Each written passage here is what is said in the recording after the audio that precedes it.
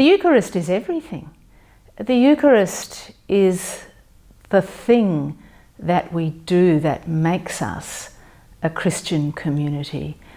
It's a really interesting question to answer at a time when many of us are not participating in the Eucharist, because it's caused me to really ask that question of myself. If I'm not sharing in Holy Communion, how am I part of a Christian community? And the absence of it highlights the importance, I think. So what the Eucharist does is it gathers us together and asks us to be family, to be the family of God gathered around God's table. And it says that this is so hard and so counter to our instinct that we can probably only manage it once or twice a week for an hour, if we're lucky.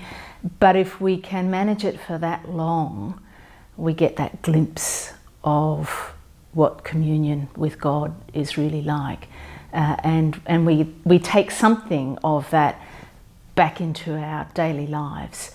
And hopefully the memory of it transforms us and enables us to live the rest of our life in a slightly different way. So the Eucharist is everything. And the practice of it hopefully equips us to do everything else in a different way.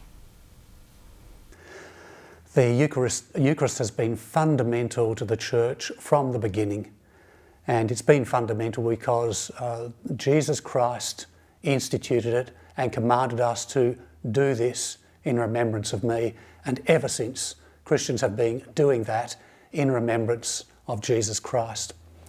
And so we've got the earliest account we've got is from St. Paul's letter to the Corinthians, the first one, chapter 11, and he gives us what Jesus did on that Last Supper. And then you get through the pages of the New Testament. We know the Eucharist was being celebrated. We think on a Sunday morning because Sunday was the day of the resurrection.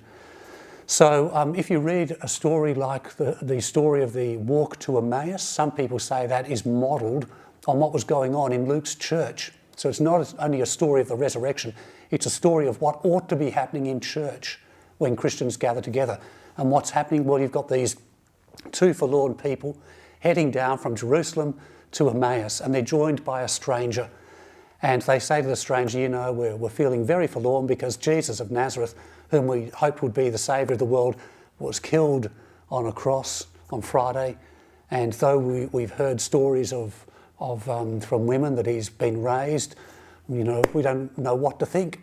You know, people say that the Scriptures talk about this, and this stranger begins to unlock the Scriptures. So much so that later on they say, were not our hearts burning within us while he talked to us on the road? So you get a kind of sense in which Luke is saying, when you come to church and you hear the Scriptures read and then somebody unlocking the Scriptures for you, it ought to be as if Christ himself is speaking to you through the Scriptures and through the homily into your hearts, and your heart ought to be burning within you as you hear Christ speak to you in what's going on. The two pilgrims and the stranger get almost to Emmaus, and they invite the stranger to come and into their house with them. And they sit down at the meal, and then we're told the stranger takes the bread, he gives thanks to God, he breaks it and gives it to them. And we're told their eyes were opened and they realised who they were in the presence of, that Christ himself was with them. And then they get up and they kind of head off back to Jerusalem to tell everybody. And so the second part of the kind of worship is all about encountering Christ through bread and wine, through the body and blood of Christ, doing what Christ did at the Last Supper, taking, blessing, breaking, distributing, and knowing Christ in the bread and the wine, knowing that he is present with you, and then being so inspired that you get up and you want to go and tell others. That's the way the Eucharist finishes.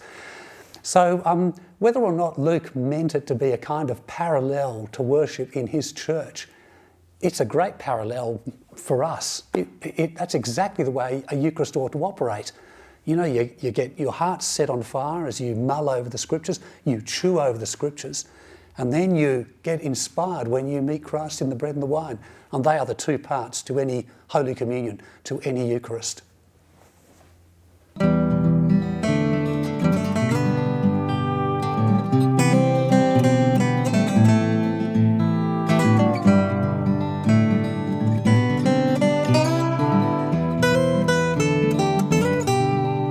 And when we lose our way, well, you know we'll get there still.